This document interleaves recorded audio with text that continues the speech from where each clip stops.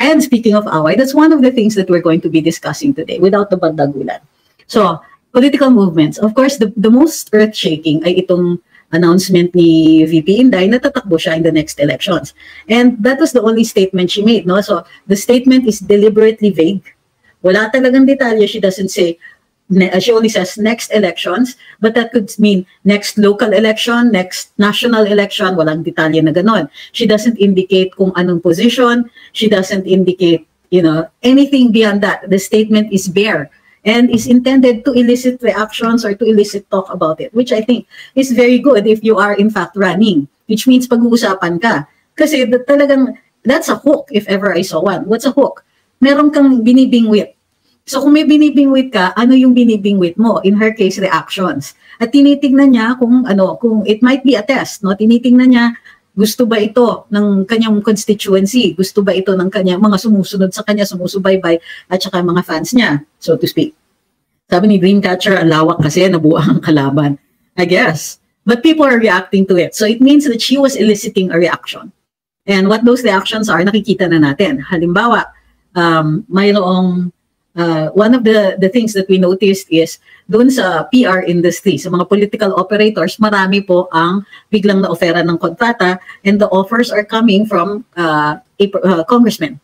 Okay? So, kumbaga, and from what I understand, si Mark Lopez posted this, is that there is going to be a huge PR offensive. And that offensive, one of the strategic communications dun sa offensive na yun is destroy the Dutertes. Okay, there's a clue there, but let's go back to that later on. Ayan, magandang gabi sa inyo lahat. Ako po si Trixie Cruz Angeles. Ito ang Luminous. Shucks, ang putla ko naman dun sa So, magandang gabi. Ako po si Trixie Cruz Angeles. Ito ang Luminous. Ang Luminous po ang aming Facebook page para dun sa mga bago dito ngayon. This was our Facebook page. It started out as my arts page. Pero nung panahon na, we started it in 2017, if I'm not mistaken. Or 2018, not sure. 2018, nag-start ako sa Karambola eh. So it's probably 2019. At any rate, we started it during the Duterte administration kasi I was doing commentary on my personal page. Sabi ni Don Alo, why not addressing your name as attorney? Why not? Why should I? I find it, medyo parang ang yabang ko naman to introduce myself as attorney. Diba? But everybody knows I'm a lawyer. Now, if you want to make intriga out of that, I can't stop you. So, but I am a lawyer, okay? So in the meantime, yung Luminous was a page that started out because I was doing artwork, no? I was the commissioner for NCCA for Cultural Heritage for the longest time. That carries the rank of undersecretary in case you just wanted to know. So, and I was doing a lot of conservation work. I wrote a lot of the laws. I did the drafts of many of our conservation laws and some of our art protection laws. I provided testimony in hearings in the Senate and in the House on conservation, on artwork, on copyright, and so on, including helping out during the debates on the FDCP, our Film Development Council, and so on. In fact, I participated in some of the hearings there as counsel for the FDCP. So, that's why I had an art page, but I didn't have the time.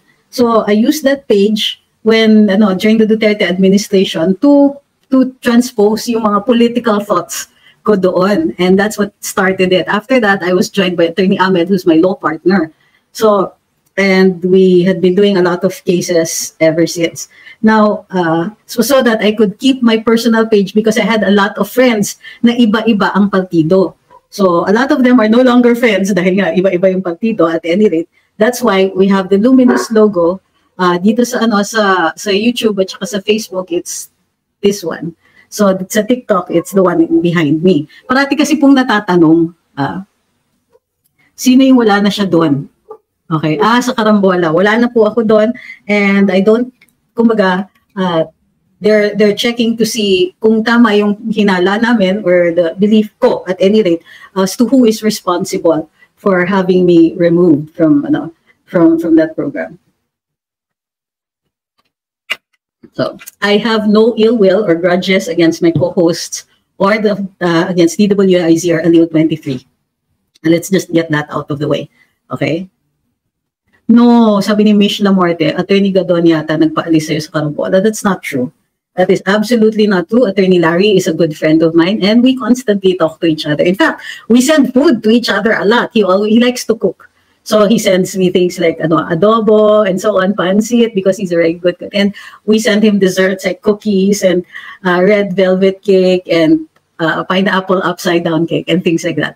So we don't live too far from each other. So parang basta we both live very near each other. So madali magpadala ng food to each other. So wag niyo po kaming intrigahin ng ganyan. Wala pong Attorney Larry had nothing to do with it. He's a very good person.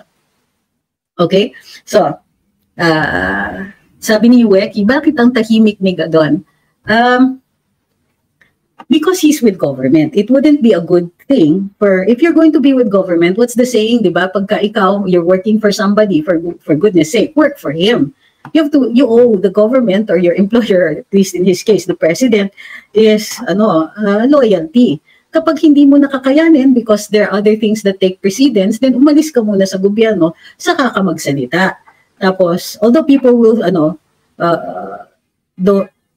of course, people will always talk. Diba? They'll say, pag kunwari umalis siya sa gobyerno at magsalita siya about what he knows, tatawagin siya bitter, tatawagin siya whatever, to try to discredit him. Because in all likelihood, what he will have to say is not good. But he's not doing that. So, he is with government. So, do not expect him naman na tirahin niya yung gobyerno. So, before we go into the political talk, sige, I will take your questions on non-political talk. So, are you still in good terms with TP? Tinatanong ni Eric Bustamante. Well, hindi naman kami nag-away. But I understand that he has, kumbaga, divergent na kami ng landas na tinatahak. Other than that, no problem. What about SAS? Are you both still friends? Tinatanong ni Grant04. Actually, SAS was our guest last night here. Yes, SAS and I are still friends. And I don't see any reason why we shouldn't be. Kumbaga, sabi ni Ma'am Pinay, Boss Conrad is such a teddy bear who would actually not love the guy. Besides source ng steak si Sensei Boss Conrad, I'm sure they miss you too. I think we all miss each other. And it's just the circumstances that are like this. So, ang ano ko lang is, siguro naman, I can be forgiven for not wanting to side with the people who have asked me to leave the program. And obviously, I have no ill will towards my co-hosts or the management of IZ or Aliw because I understand their situation. Dun sa nagtatanong kung wala pa si SAS, not sure kasi she's busy, hindi siya nag-confirm tungkol sa pag-guest niya dito. But you know SAS, if she's here, she's here. Iaakit natin siya. How about Crisette? Crisette and I are friends. Wala namang issue kami unless gagawan nyo. Diba? Who else am I friends with? Wala akong kaaway, wala akong inaaway. Maraming umaaway sa akin. But you know me, I don't have the energy to spend picking fights with people. Of course, pag ako inaway, hintayin nyo because I'm very, very patient. But once that patience ends, it ends. Diba? Sabi ni Cordia Paz, good morning at sa lahat na Attorney Trixie at sa lahat ng from the Americas. Thank you for this, another informative vlog. May the good Lord protect you and other vloggers. Thank you. Sabi ni Seo Hyun Soo, ano po sa'yo paggalit si VP Sara, yung hair po napapansin sa kanya? You mean she gets a haircut? No, I think it's a girl thing. You know, ako when I want, kunwari I'm going through something, cutting off the hair is so symbolic. So I don't know if that's the way it is with her constantly. But I think nearly everybody I know who is female, pagka nagkaka-issue sa buhay and then you want to leave it behind, haircut or change of style or something. Diba? Ako, I redo the house and I'm doing that. So in fact, I'm redoing my garden. So, okay. So, okay. So let's start on the usapang politika. Okay. All right. Ang dami kasing developments. Sabi ni DB, kaya mas gusto ko si attorney, mas gusto niyang magpaliwanag sa issue kaysa makipag-away. Opo, pero inaaway pa rin ako. And speaking of away, that's one of the things that we're going to be discussing today without the bandagulan. So, political movements. Of course, the most earth-shaking ay itong announcement ni VP Inday na tatakbo siya in the next elections. And that was the only statement she made. No? So, the statement is deliberately vague. Wala talagang detalye. She doesn't say, She only says next elections, but that could mean next local election, next national election, walang detalye na ganon. She doesn't indicate kung anong position, she doesn't indicate, anything beyond that. The statement is bare and is intended to elicit reactions or to elicit talk about it, which I think is very good if you are in fact running, which means pag-uusapan ka. Kasi talagang, that's a hook if ever I saw one. What's a hook? Meron kang binibingwit. So kung may binibingwit ka, ano yung binibingwit mo? In her case, reactions. At tinitingnan niya kung it might be a test, no? Tinitingnan niya, gusto ba ito ng kanyang constituency? Gusto ba ito ng kanyang mga sumusunod sa kanya, sumusubaybay, at saka mga fans niya, so to speak.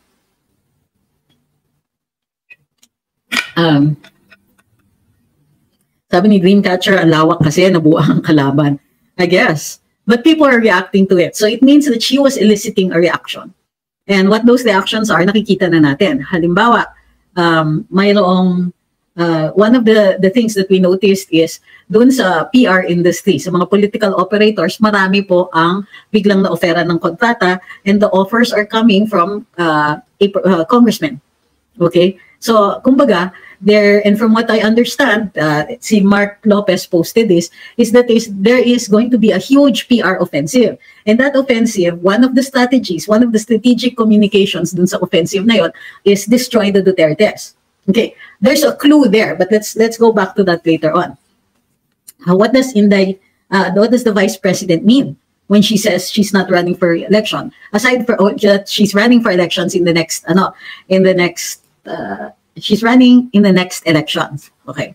So, what is the result of this? Well, of course, it's intended to elicit a reaction. So, nagre-react na yung mga tao. And you can get information based on that reaction. So, kung may PR offensive yung kabila, what does that mean? It means they're trying to fill in a void. So, but on the other hand, si VP Inday is trying to de-escalate the situation. Kung hindi siya nakikita as a, how do you call this? As competition, doon sa nandito ba si Crisette? Kung hindi nakikita si VP Inday bilang competition, posible na hindi na siya masyadong atakihin. Diba? It is possible then that the signal is, I don't know kung tatakbo akong presidente sa 2028. It could also signal na I'm tired of all of this. I'm tired because the game is dirty, or I'm just plain tired. I want to spend time with my kids. I want to spend time with my family. I want to go home to Davao. In Davao, I can still be the mayor. It can be whatever, but I will no longer have to play the national game, diba? Which is filthy to say the least. Marami siyang pinagdadaanan. Of course, marami siyang pinagdaanan. Kumbaga, ang tingin ko dito, posibleng she's buying peace for the moment. On the other hand, pwede rin namang nililito lang niya yung kalaban niya. Posibleng binibilan niya ng oras, sabihin niya, takbo ako next elections. So, ganun ba? And it either confuses the enemy who thinks that, how can we plan to destroy her sa next national elections if she's not even running? Why should we waste the time to, on all the negative PR if she's not even running, if she's not even an enemy or anything like that? Is this going to work? We don't know. But it at least confuses the enemy and it buys her some peace. And if titirahin pa rin siya in spite of this announcement, alam niya that they're not going to stop. She will at least have that information na hindi siya titigilan kahit ano pa ang sabihin niya. So in which case, she can go into warrior mode and start fighting for the 2028 elections. Kasi this is a gamble, no? Although I think it's a very calculated one. Posibleng sinasabi niya dito na, okay, yoko na, out na ako. Or, keep guessing what I'm going to do. Diba? Dati, everybody kasi presumes or assumes that she's going to run for the presidency sa 2028. Pero dito sa now with her pronouncement, people say, oh, wait, is she or isn't she? Ando na tayo sa is she or isn't she? When was the last time nakita natin yung is he or isn't he? Okay? Presidential elections 2016. President Duterte was, is he or isn't he? Up until the very last minute, di natin alam kung tatakbo siya. And in the meantime, rumaragsa yung usapan. And in the meantime, the call for him to run kept getting stronger and stronger. If it's the same strategy, I'm pretty sure, di ba, VP Inday knows what she's doing.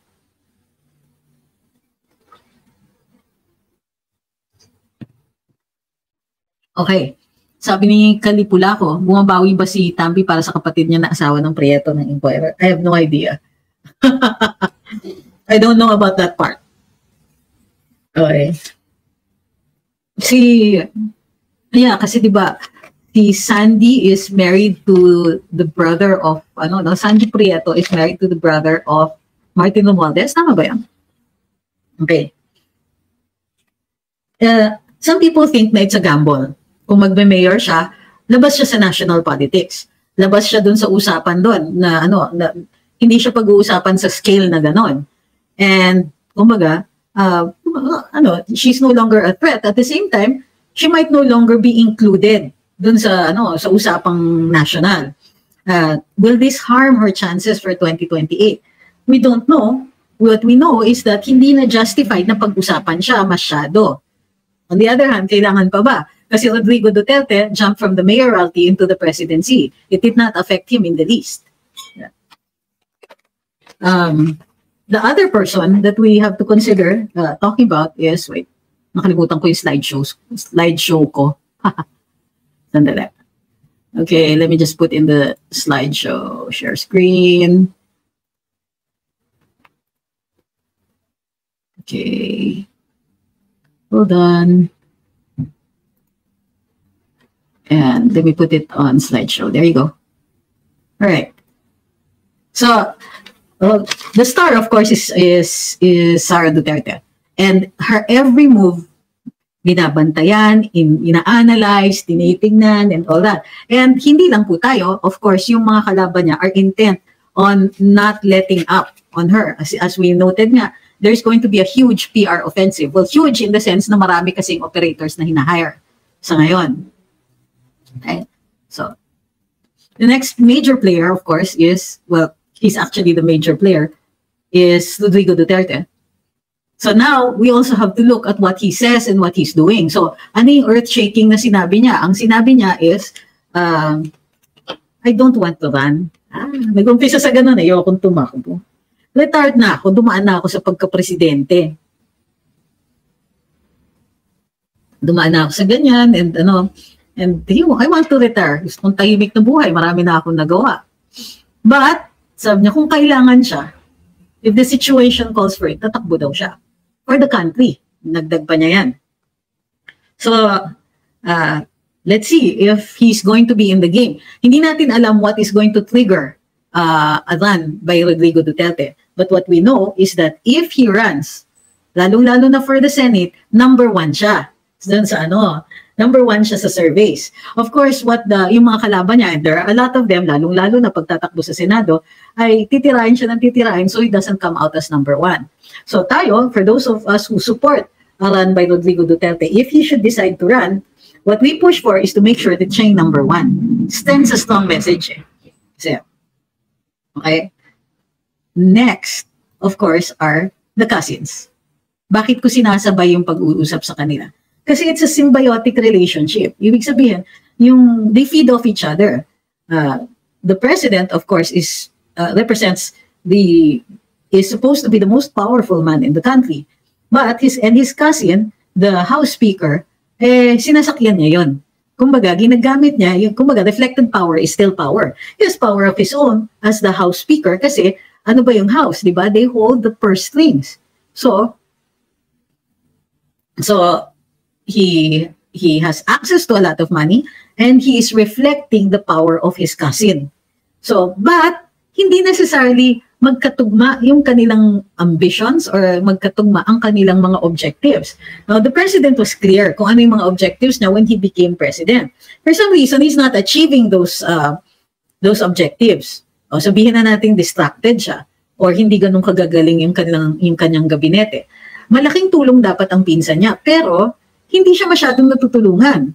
While it is true, legislature yung hawak ni Speaker Martin, it might also be because iba yung puntirya niya.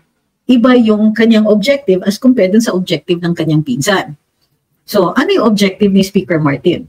Well, as anybody who is considered number 2 or number 3 in power in the country, he wants to be number 1. He doesn't want to do it, of course, at the expense of his cousin, but if he can get it as soon as possible, he's going to certainly want to do that.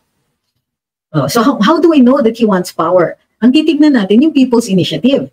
Kasi hindi bida ang Kongreso kung tatablahin sila ng tatablahin ng Senado.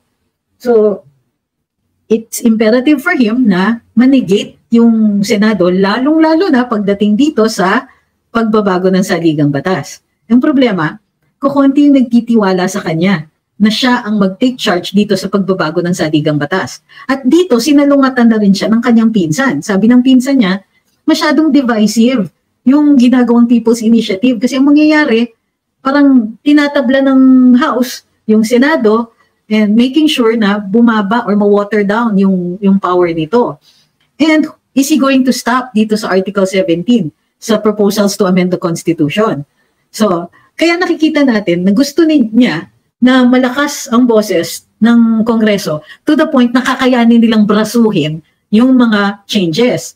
Kasi, sasakyan lang niya yung pinupush ng ilang mga tao na unicameral. O, aminin ninyo, kayo din, gusto ninyo ng unicameral, di ba? Itong unicameral system will work for him. Kung wala ng Senado, mas malakas siya pinsan siya And dahil mas marami ang Kongreso, maitutulak niya ng maitutulak yun. Bali wala na yung Senado kung mapasa yung People's Initiative. Nega na sila, tabla-tabla na sila.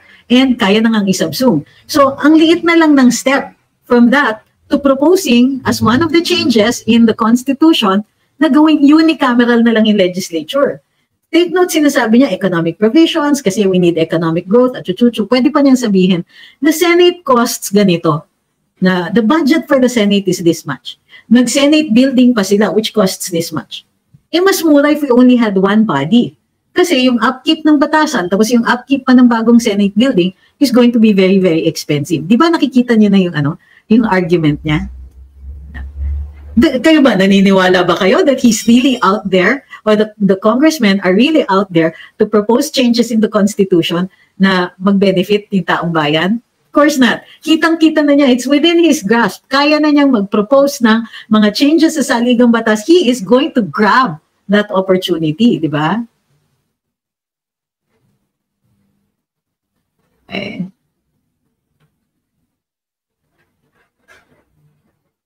Okay. Natanong ni Eric, with all these political issues, the yellows seem silent. Your thoughts on this? Number one, while we don't discount the yellows, as a political force, mahina sila. So what are they going to do? They have to link up with somebody. Who is that somebody going to be? Yun yung problema. Why are you asking me to wear eyeglasses, Nathan Joe? I will decide whether or not I can see, diba? Obviously, sabi ni Patato Tini, HOR is abusing its power of the purse. Can the Supreme Court motu proprio curtail this as being a grave abuse of discretion? No, the Supreme Court can never act on its own. It has to, there has to be a complaint, there has to be a petition, there has to be a cause of action, meaning may nasaktan, may na-damage, may there's an act that transgressed somebody's rights, and there is a law. So wala walang ganon.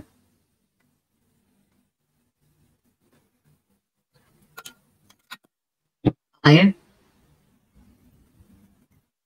Sabi ni Nor Azuki Vitil, si Tulfo ang pangtapat nila kay Duterte. But how do you know nakakampi nila si Duterte? Kasi ang ang alam natin na possibly considering a run for the presidency is Raffy Tulfo. Ang malapit sa mga Marcoses is Erwin Tulfo, and those two aren't necessarily also of the same objective. Parang yung magpinsan, not necessarily magka-objective yung mga yan. Di ba? So, maybe, maybe not. Sabi ni Falks Araneta, after all, kasi ni Marcy Lisa. Well, we don't know that. They normally have a tie-up with the Makabayan. We don't know who they're going to go with. You're right that they could go that way. Tingnan natin, medyo kiss of death yan sa isa't isa. Kasi how can the yellows swallow all the bad things that they said about the Marcoses and then jump into bed with them? Can the people, sabi ni Zidan, do a petition to oust Tambi as HOR? No, unfortunately, ang nagboboto sa House Speaker is the House. Hindi tayo kasali.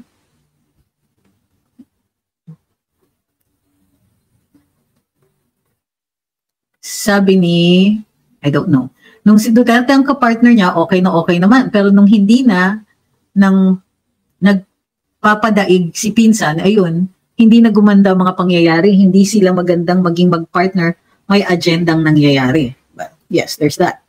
So, in the meantime, VP Inday now has, di ba, has announced that she's running in the next elections. Pero at the same time, lumaragsa pa rin yung signature campaign. And in fact, pinava-validate na ngayon yung signatures doon sa COMELEC. Obviously, yung COMELEC, hindi nila pipigilan ito.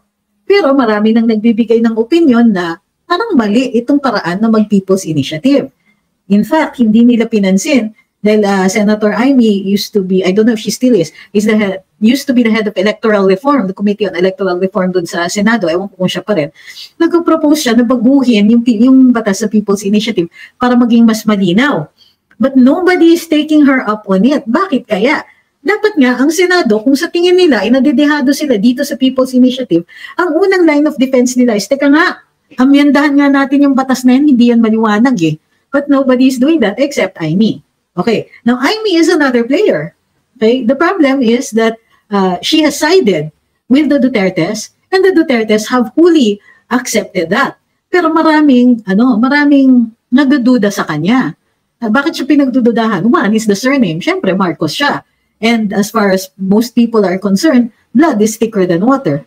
So in the end, people think that the Dutertes should not trust her because she will protect her brother. At aminin man natin o hindi, ang close talaga ay yung ate at saka si presidente.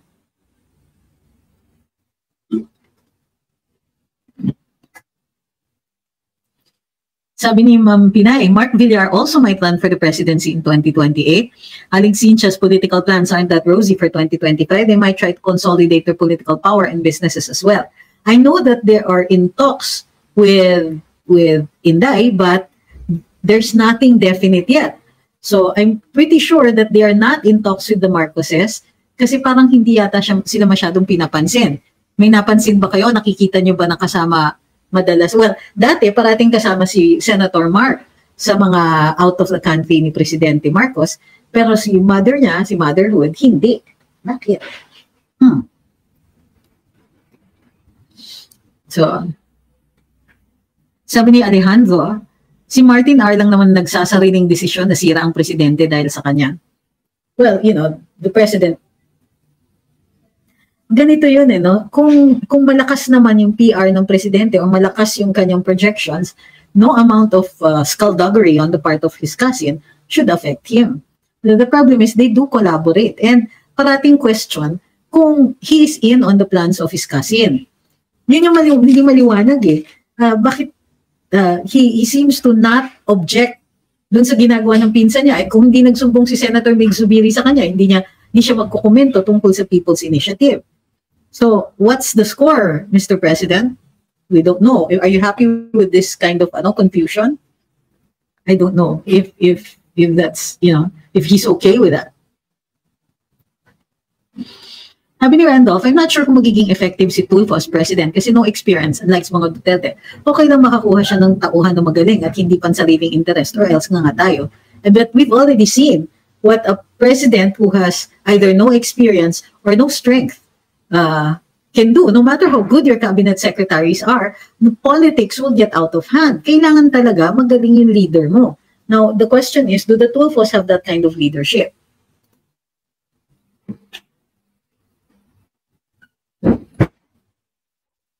Sabi ni Riyad, mantayan natin si Tulfo, baka hindi niya ilabas ang ebidensya ng PCSO anomalies kasi may billion negosasyon with, according to Maharlika. Hi, happy birthday. It's my daughter's birthday. Kaya nag-happy birthday ako. Tinanong ni Kuya Moko, is Tulfo with the Dutertes? No, not that we can see. Hindi naman sila magkaaway, but I don't see any close relationship. Sabi ni Roy, by the way, is the Bagong Pilipinas rally a show of force or a show of weakness? Haha, medyo silly, pero I like to know your thoughts on it. Thanks. It's weird because July ng 2023 pa nilo-launch dapat yung Bagong Pilipinas na yan. But okay, it's beginning, sir. It is a branding campaign. Take note, a branding campaign supposedly to brand the Marcos administration. Wait, that's badly said. To project. What is a branding campaign? Now, when you're selling a product, sa advertising or sa marketing, importante yung brand. Kasi it's like self-advertising. Your brand already says everything that there needs to be said about you. Makita yung logo, that's your brand. It already comes na, may mga kaakibat na yan na emosyon, na experience, na memories. Pag nakita mo, instant recognition. Ganyan. Why they need to do this to a government administration, hindi maliwanag. And doing it in such a fakey way, sorry for the judgmental term, pero it looks so contrived. Ngayon, contrived because ang nagpasimuno niyan is the former secretary for presidential advisor for creative communications. Now, this was his project. He wanted, kay important daw yung brand. Dapat aware yung mga tao of the Marcos brand. And that was it. That was the entire concept. So, nung wala na siya, iniwan yan sa PCO. And ang PCO didn't quite know what to do with it. So, may mga ilang beses silang failure to launch, di ba?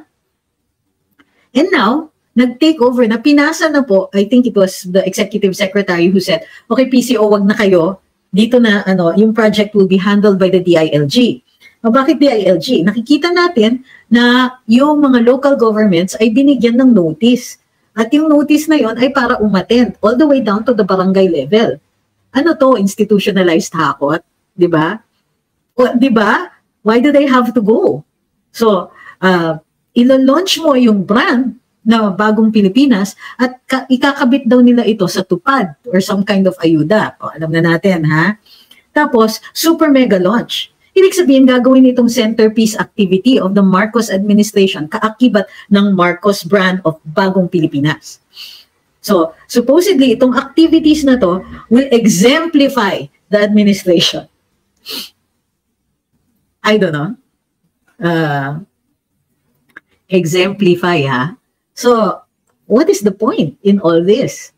Parang hindi maliwanag para sa atin. O sige, you want the Marcos administration to be recognizable and to be attached to the concept of tupad.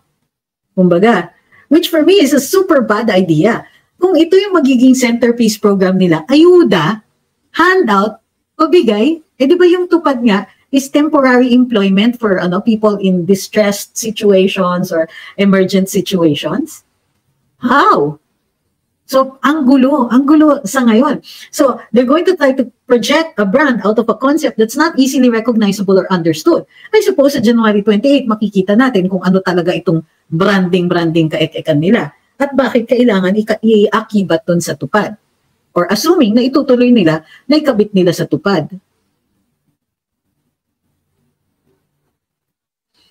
So, di ba? Ang gulo. Meron ka nang Charter Change People's Initiative, merong kick-off rally. Kick-off, ha? Iba pa yon kasi nilaunch siya noong 2023, July 2023. Ngayon may kick-off. Ano ba yung pinagkaiba doon sa kick-off at saka sa sa launch? Magkaiba pa ba yon? So how many times ba natin ihahagis ito?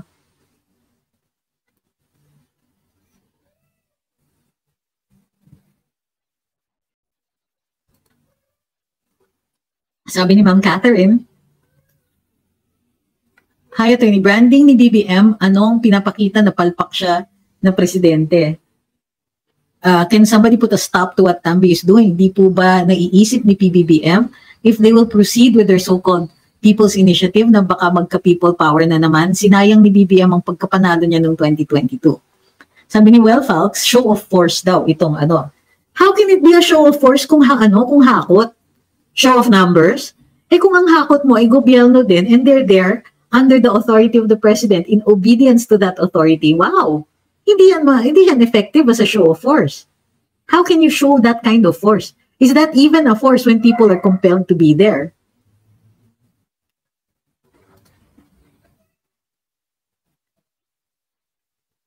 Sabi ni Erwin, magkaiba yung kick-off at saka launch kasi magkaiba yung budget. Ay, grabe.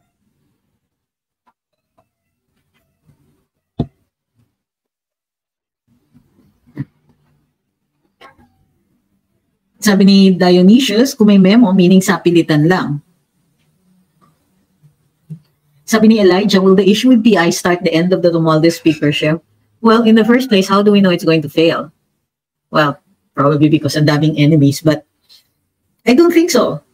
Kasi, sino ba ang magbo-vote? Kahit wala naman tayong confidence kay Speaker Romualdez, hindi naman tayo yung bumoboto kung sino yung magiging House Speaker. Ang bumoboto niyan, yung mga kongresista. Eh kung happy yung mga kongresista kay Speaker Romualdez, nothing's gonna change that. Sabi ni Pobreng Pinoy, gumawa sila ng bato na ipupukpok sa ulo nila at sa bansa. 1, yung PI. Number 2, yung ICC. Number 3, yung US EDCA sites. Number 4, yung SMNI.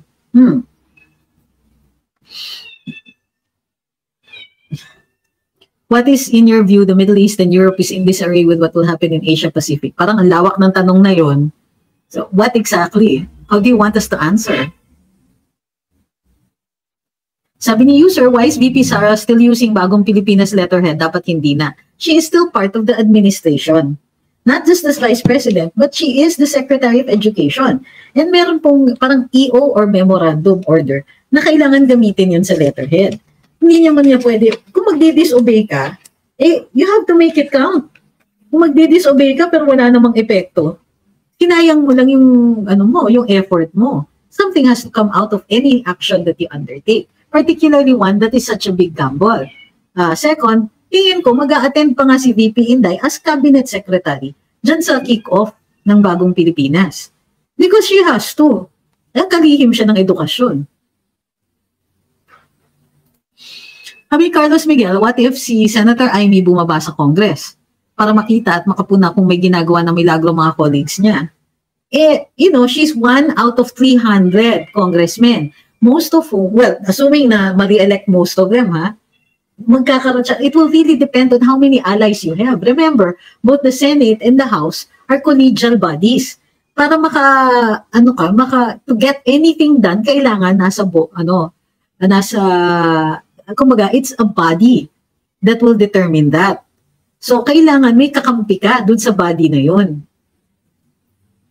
Sabi ni Dionysius, is the 500 billion ayuda will the 500 billion ayuda of Romualdez be used as bribe for Congress members for their efforts at PI? We don't know. That's a very big amount.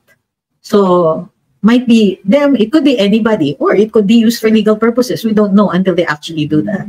Although, we'll just keep our ear to the ground to see kung anong pinag-uusapan tungkol doon.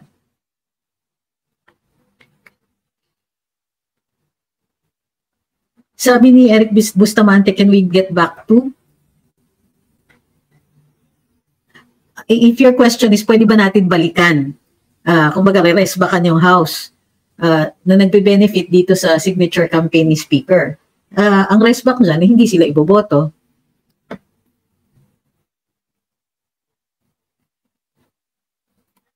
Okay na? Sabi kasi ni WeWin, ang liit ng video mo, baka pwede liitan yung shared screen. Akala ko mas gusto niyo makita yung face ni Presidente at saka ni House Speaker. Sabi ni Randolph, kung mahal ka ng tao, di na kailangan maghakot at dadagsain ka ng tao na walang bayad. Kung sa kick-off rally, kick-off mo yung pinsan mo, baka matuwa yung mga tao. Grabe! Ang harsh! But naiintindihan ko kung saan nanggagaling yung sentimiento na yan. So, sabi ni Wyatt, nakaka-high blood daw yung mga nasa picture kanina, nakakataas ng presyon. Ng presyon ng bilihin. Oo nga eh. Oo nga.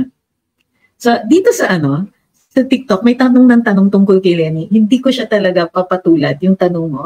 Kung bakit? Kasi maliwanag na ipinisinisingit siya. Hindi siya relevant. So yung mga taong nagtatanong sa kanya, obviously may agenda yan. And I'm not going to be part of that agenda. I don't talk about her because I will not vote for her. I do not think she's relevant. I think there are no significant contributions on her part to the Philippines in any shape or form. Diba? Sabi ni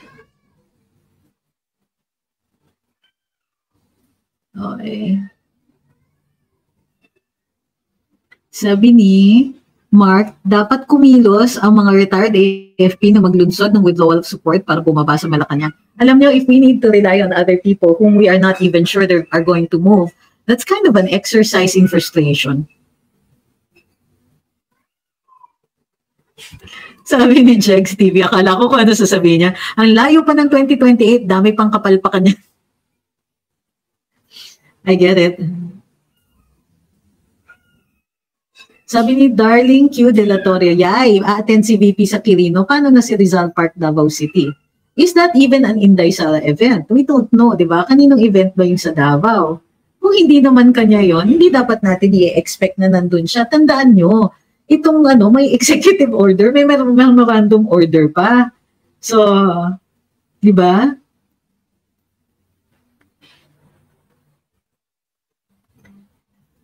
Okay.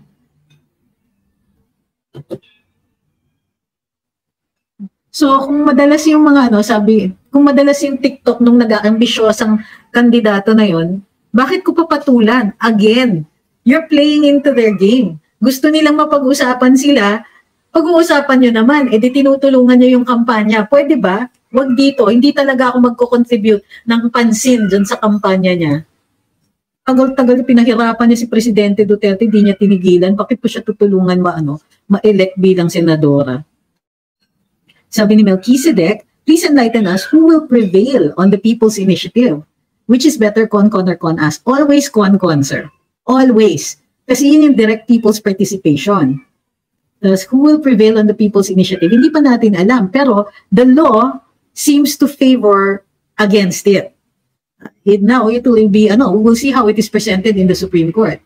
Ako personally, I don't think there's a legal basis for it.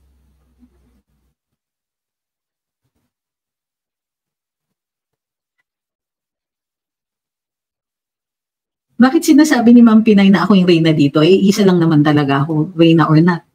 Bakit? Sino naman nagsabing hindi ako reyna dito? Sabi ni KGBP, kung ako, I'd like to see VP Sara sa Rizal Park sa Davao. Ako rin, I prefer that. However, I also understand if she has to attend sa Rizal Park, sa kick-off rally ng Bagong Pilipinas. She cannot deny, she is still part of the administration. Kailangan intindihin natin yan. She's not ready for yung gigirahin niya, yung mga tao na nasa in power.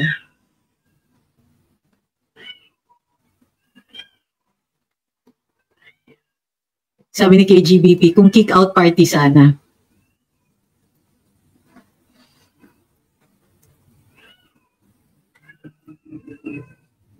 Sabi ni Marlita, grabe, taas ng kilay mo dahil sa gustong maging relevant. Oo. Huwag nyo nga tulungan yan. And definitely huwag tulungan dyan dito sa wall ko. Nakakaloka kayo.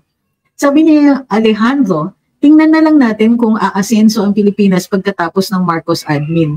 Huh? Ngayon ba nga lang, hindi umaasenso. So what are you talking about? Hintayin pa ba natin? Sabi ni Liam, kailan po kayo mag-live kasama si Sas tungkol sa ICJ and South Africa sa Israel? Well, it depends kasi ang hina ng ni Sas ng connection niya sa internet. So we will have to see kung kailan. Kasi medyo madugong usapan yan. Pinag-aaralan ko kagabi kasi ang hirap i-explain din yung proceedings before the ICJ. Ay, sorry, Harry. Hindi ko na matapakan yung dog ko.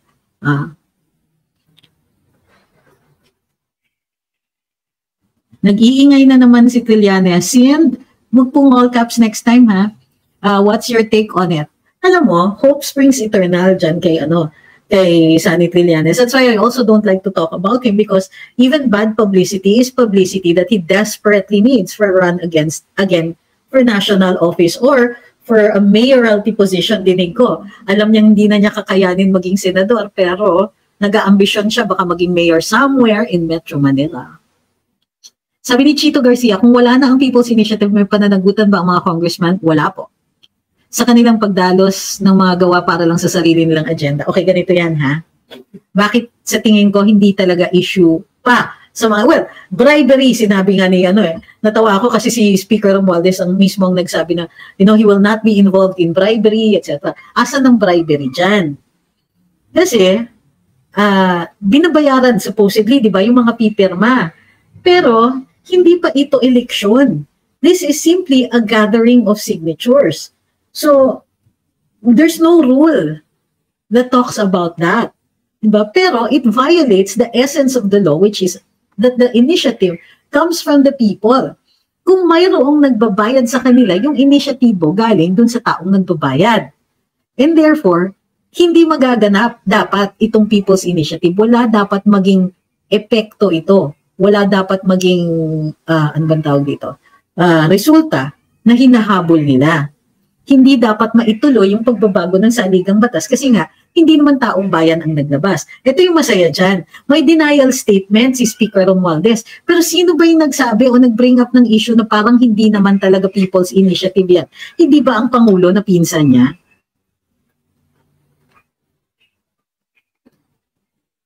Hindi ko po nakita, Sir Ray.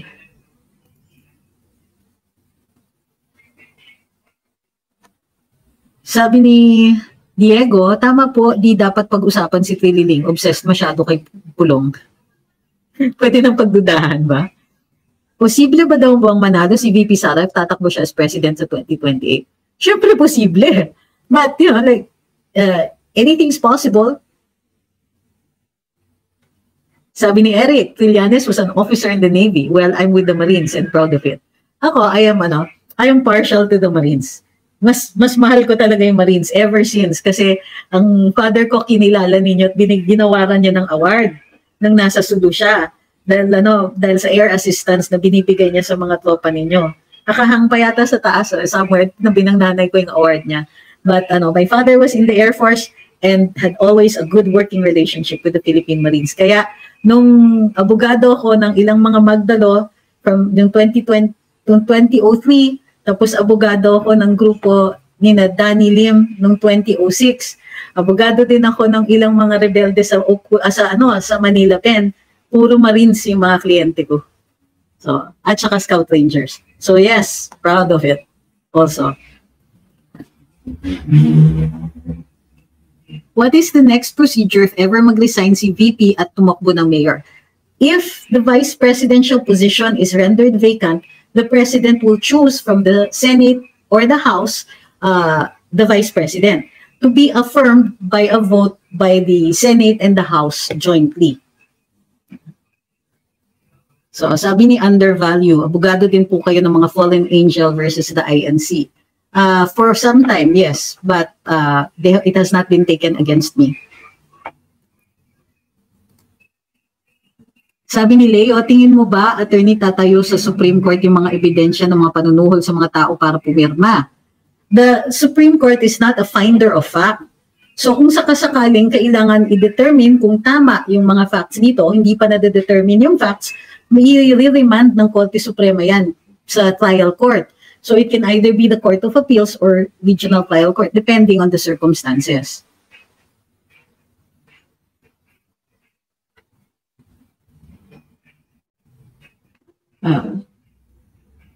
Sabi ni MJ Channel, good evening po, tanong lang po yung ginagawa ng pirma, para saan po yun?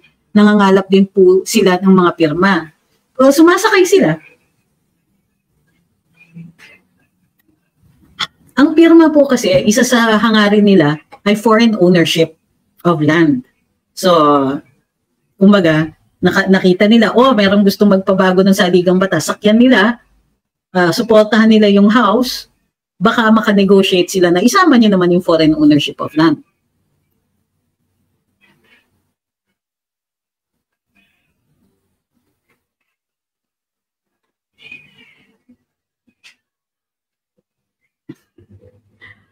Sabi ni Sin, VP Sara will not run for president because cooking will only be grabe.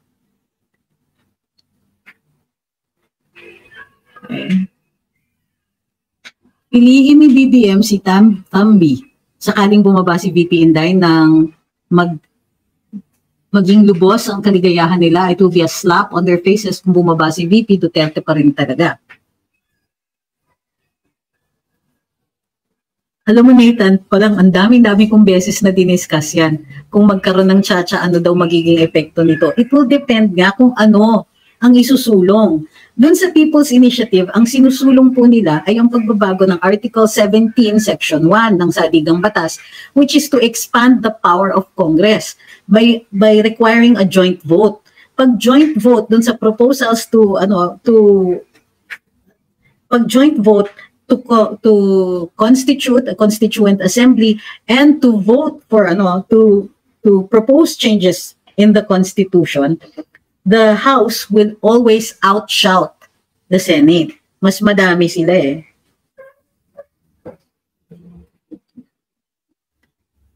So, ano po masasabi ninyo sa drama ni kanina? Wala pa kasi inaaral ko yung live ngayon eh, so I have to check that out later on. Ano ba yung drama?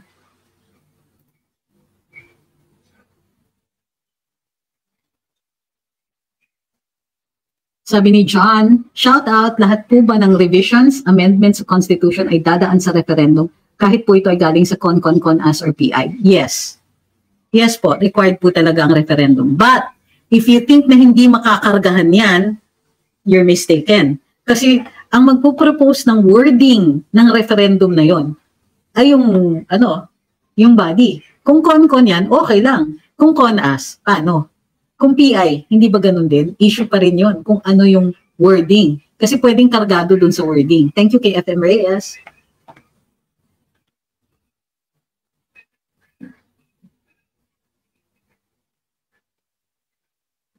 Sabi ni Nene, hindi kaya yan ibig sabihin ni VP Sara sa song niya na Last Christmas? Alam nyo, when VP Inday speaks in riddles, it's almost always open to a lot of interpretation.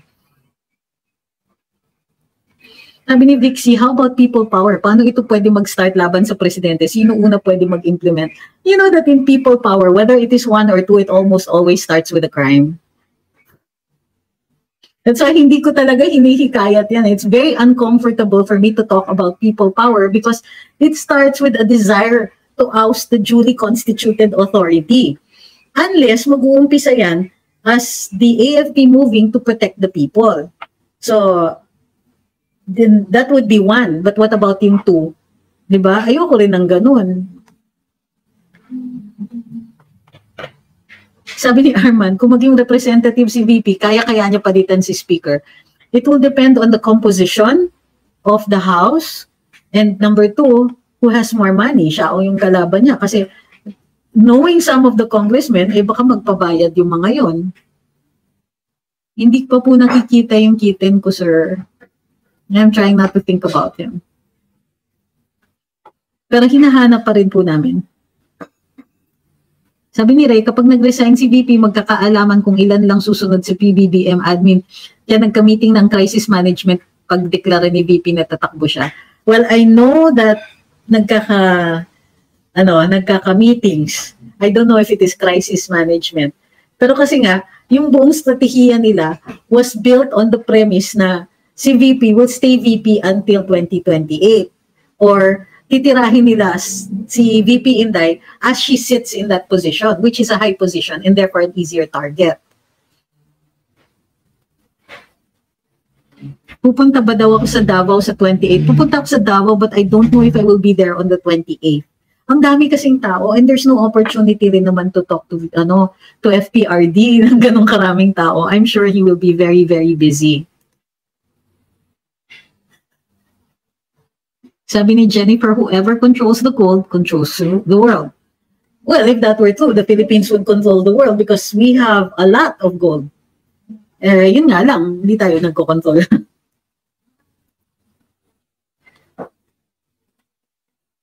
Ang Makabayan Block, nag-anti-PI din. Band majorette si Franz kanina. Actually, masaya yan para sa atin. Paano, magluluto tayo ng maraming popcorn kasi nag-away na sila ni Speaker. Kasi dati proud na proud si Speaker Romualdez na kaya niya buong-buo ang Kongreso nasa panig niya. Wala siyang kalaban at ginagamit nila kasi yung sipag talaga ng Makabayan Block para maging attack dog nila. O inatak ang SMNI, inatak si VP Inday and so on, di ba? Ina-attack si former President Duterte. Sila yung masigasi. O ngayon na nag-away sila, tuloy pa rin ba yung mga attacks na yun? Magkakaroon ng breathing space si Inday. VP Inday.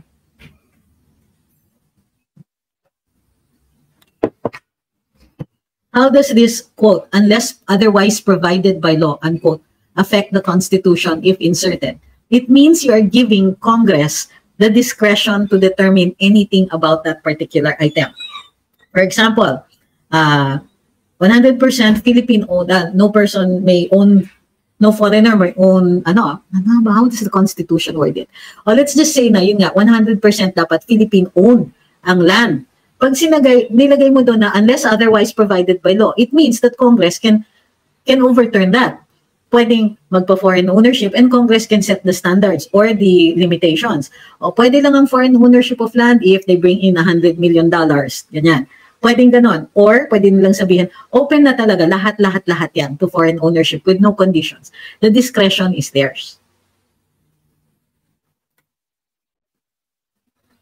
Sabi ni Samin, Assalamualaikum, good PM po, magandang gabi din po.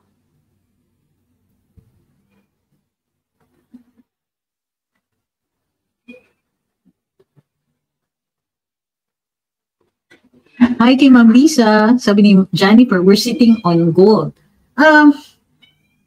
We have a lot. Okay, because we are in the ring of fire. And pagka ganyan ka volcanic yung country, maraming nickel, maraming gold. Those two always appear together. Now, the problem is, pag nag-i-export tayo, minimina natin yung gold, pero ine-export natin as ore most of the time. Kukunti lang yung talagang tayo yung extraction. Or sa nickel ba yan? Oo.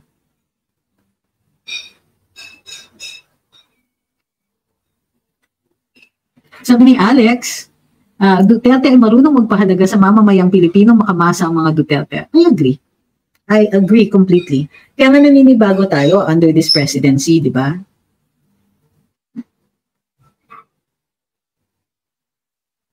Sabi ni John, maybe rent the land for 5 to 10 years kahit kanila po 100% ang kita basta renta lang ang lupa. Ito yung you know that foreign direct investments are a double-edged sword. So, sabihin na natin na walang foreign ownership of land. For every dollar that they make here, diba? For every $2 that they make here, one is remitted to their mother country. So, when we do provide jobs, so for every $2, yung $1 nun, dito magsistay. But those dollars are made here. Diba? So, we can also be losing money kasi nire-remit yung pera abroad. But there are benefits also. Magawa ng trabaho, nagkakaroon ng economic activity, and so on.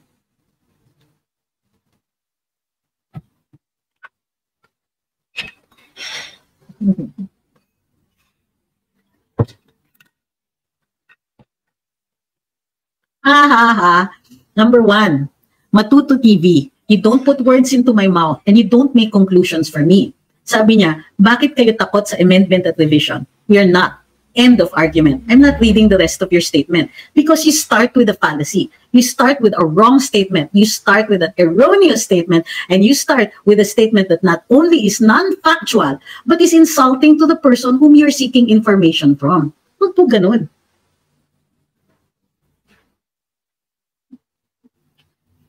Sabi ni Yi, yung umattend ka ng Coldplay concert at gumamit ng choppers is the height of insensitivity. Sabi ni Diego, thank you so much. My whole family is rooting for you since we supported PRD. Well, we will continue to support them. Sabi ni Victor, sa tingin mo maaasahan ba ang COMELEC abogado nila? What do you mean? Well, the commissioners have to either be lawyers or involved in elections. So, I don't understand what you mean na maaasahan. Sabi ni Ma'am Mary Ann, dito po sa Japan, halos lahat ng businesses hapon, di kaya din natin, di ba? Oo, I think kaya naman natin. I think we've been fed this foreign direct investments mythology for such a long time that people started to believe it. Na as though yung pag-save sa atin has to come from foreign direct investments. Pero may foreign revenue naman tayo kahit bagsak na bagsak ang exports natin. Alam niyo kung bakit? Yung OFW remittances. All we have to do is ensure na pag nandito, we support industries that are local, that that revitalize our economy. And sana may tulong din on the part of government. Halimbawa, agrikultura. Kung maraming produksyon ng agriculture dito, and there still is, at yun tayo mismo yung kumukonsumo nun, umiikot ang pera. Pero pagka ganun, imbis na umiikot ang pera, import tayo ng import, lumalabas ang pera. So, kayod ng kayod yung mga OFWs, pasok naman ng dollars dito, pero ang laki naman ng drain ng bansa dahil import naman tayo ng import.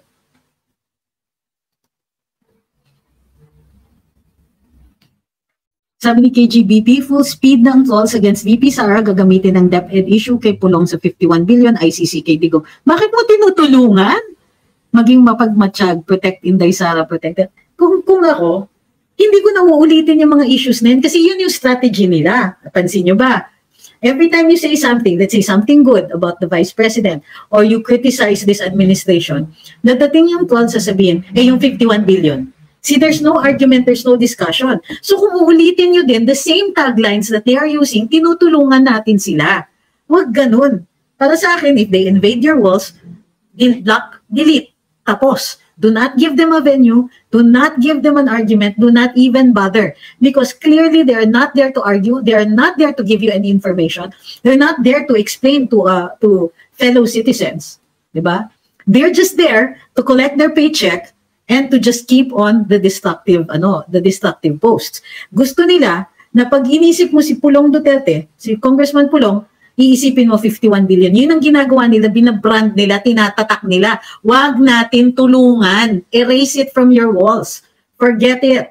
Ang laki-laki ng problema ng Pilipinas na hindi nila inaasikaso, pero ang ginagawa nila, they're silencing criticism, they're preventing good exchange of ideas, diba? Naninira lang sila in aid of next election. So what are they all focused on? They're focused on all their power, consolidating their power, ensuring continuity of their power, and they are not solving the problems of this country. When was the last time Congress talked about the logistics system in our agricultural sector? When was the last time we heard them say, oh, priority ang power, priority yung yung renewables, gawan natin sila ng legal framework. Did they do that? Are they doing that? Ang naririnig natin, the last time we heard Congress speak as a body was when Congressman Saldico was defending the speaker and trying to, when he could not answer the accusation na itong mga kongresista ay involved sa People's Initiative. Si Presidente nagsabi, si Senator Mix nagsabi, sinabi ni Senator Bato, sinabi ni Kong Pulong. Ano yung sagot na ni Congressman Saldico? Si Kong Pulong nga, may 51 billion eh. So why bother? Diba? So they are not out for, what did Michael Jackson say? They don't really care about us. Gusto nila kampihan natin sila. Kaya ang pinagagastusan nila, PR operators, everything is played out in the public but no work is getting done. Kailan yung cheaper power dadating? Kailan? Namumuti ng buhok ko, wala pa rin cheaper energy. How long magsasuffer ng brownout sa probinsya? Diba? Kailan, ayun, to sabi ni Diego, exactly, they did not even bother to discuss Filipinos on death row abroad. O kita mo, first time. Most presidents, every time may Pinoy na on death row, nako, kung makaripas yan, kinukulit ang DFA. O DFA, anong gagawin natin dyan? Pagka may state visit or pupunta din yung presidente, kakausapin yung leader, hindi ba pwedeng tanggalin na yan sa death row? May mga ganyan. Asa na yung mga ganong usapan? Ang mga usapan, puro politiko. Puro People's Initiative. Hiningi ba natin yung People's Initiative? Ang para sa akin, pinakamalaking indication ng na they have stopped being the authorities that we want. They have stopped having any semblance of authority over us. Alam niyo kung kailan? When they started hiring trolls to fight us. Not even to fight to fight people in power, hindi, to fight us. To try to discredit us. Yung tinatarget tayo, mga ordinaryong mamamayan, anong klaseng gobyerno ang gumagawa niyan?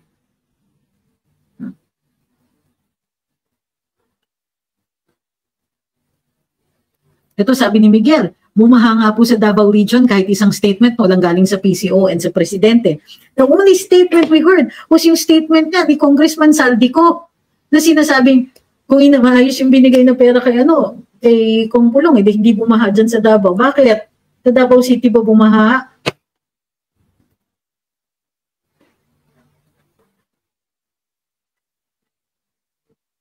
Yan sabi ni Hummingbird, darn it, the nation's money is being recklessly spent on black ops, all for the clout of corrupt politicians. Yes, and para sa akin, seatbelt na tayong lahat. Kasi in the next few weeks, dadagsana naman ang trolls, dadagsana naman yung mga nega-nega dyan. Kita mo, hindi exempt si Kong Pulong.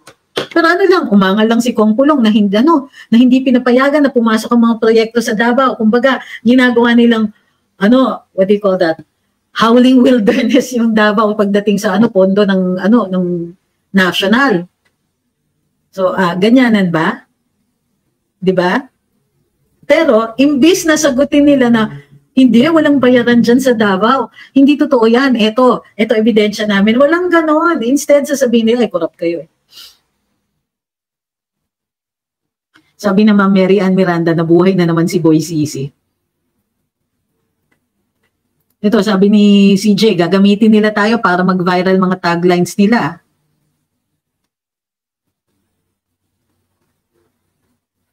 Bakit walang sariling paninindigan si BBM? Nadedektahan siya ni Tambi. I wouldn't say naman na wala siyang sariling paninindigan, no? I think that he agrees with the speaker. I think na kung ano yung ginagawa ni speaker, as long as hindi niya kinokontrol o hindi niya sinasabihan na wag mong gawin yan, sang-ayon siya. Kasi he holds a lot of sway dito kay speaker.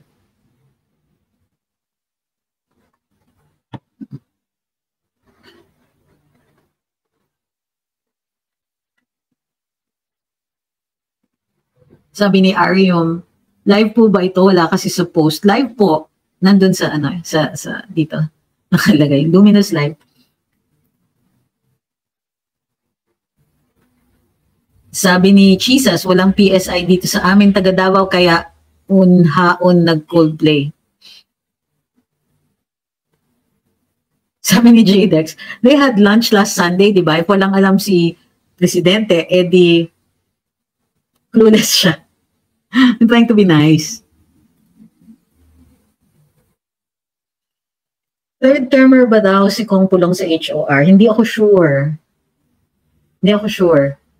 Ang alam ko, andun siya ng 18th Congress. Hindi, kasi vice mayor siya nung first 3 years ng presidency of Duterte. So 2016 to 2019, vice mayor siya. Nung 2019 to 2022, congressman siya. So, second term pa lang niya ito ngayon. Sabi ni Ike, hi, watching from Grain, tama ba? Austria. Shout out sa mga kababayan natin dito sa Europe. We need the Duterte kind of political brand. Yun. Shout out dyan sa mga nasa Grain, Austria at sa mga kababayan natin sa Europe. Sabi ni Eric Bustamante, Pulong was the first rep to declare publicly his expenses and others didn't follow through. Why is that po? Because that is the Duterte brand. Sabi ni Erwin, anong magiging role mo, madam, kung sakaling si VP Sara maging presidente? Ako, number 1, tagapalakpak from the audience. Yay! Diba? Happy kaya ako dito sa social media. Tagal-tagal ko nang sinasabi, I'm happy where I am. Tinawag lang ako nitong 2022 eh. Sabi ni OFW Hero, Madam, nagkausap na po ba si ex-President Duterte at si Marcos about the issue of MTRCB? MTRCB? Yung sa SMNI? Not that I know of. At hindi lang yun. Bukod sa hindi pa yata sila nag-uusap, ito yung masaya, na-extend yung suspension ng SMNI. So yung sinasabi ni Presidente Marcos, ayan na naman, saying one thing, doing another. Pwede ba natin gawin na mapa-audit ang MOOE ng Congress hanggang sa huling sentimo po? Only if we threaten these congressmen na hindi na sila ma-elect uli and we follow through.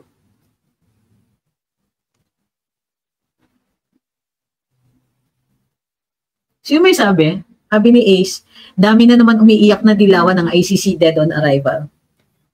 Actually, until that case is dismissed, that's still hanging over all our heads. Hindi ako nagtitiwala dun sa mga taong nagsasabing, hindi yan papapasukin and so on. Kasi nga, lumihis yung diskusyon eh. For a while, hindi naman kumikibo ang presidente, sinasabi niya na na hindi papapasukin, pero pinare-review niya kung babalik tayo sa ICC. Kung bumalik tayo sa ICC, lahat yan Admission of jurisdiction. Kaloka kayo. Sabi ni Agustin, tama po. Happy po kami nakasama ka namin through the divine intervention. Oh, nakapag-voice out kami. Uy, masaya yung ano. Sige, let's end on that note. Maraming salamat po. Sabi ni Chisa muna, we love Coldplay but we must serve our people naman siguro. Oo. Sabi ni Diego, can one congressman declare the position of House Speaker vacant and call for replacement? Yes, but it is a collegial body. Kailangan mo ng boto ng majority. Kung wala ka ng majority na yan, nga pa rin, kahit i-declare mo yan vacant.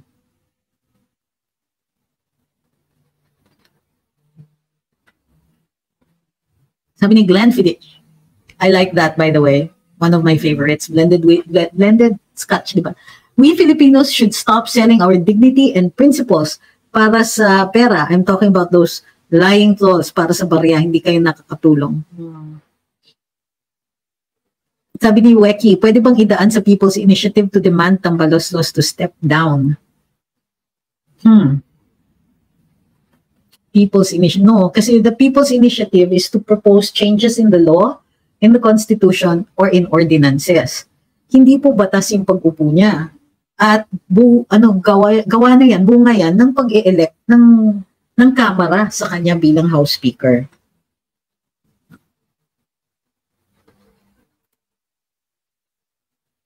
Sabi ni Charles Cruz, I would like to suggest if ever Sara Duterte will become our president, to push for a law that government budget should be handled by finance experts like heads of Bangko Sentral instead of Congress. Ay nako, I don't trust bankers. Why would you trust the banker?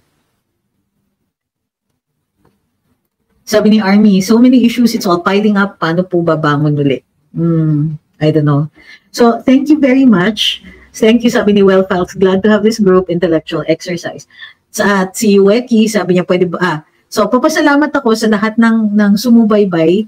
At ang ayos-ayos actually ng diskusyon natin ngayon kasi parang na-minimize yung mga trolls at saka trollish behaviors. Hindi ko alam kung naghihintay sila ng mga bagong kontrata o at any rate, maraming salamat at sinubaybayan nyo naman kami at papasalamat ako sa lahat ng mga komento ninyo. Nakakatalino din po kayo.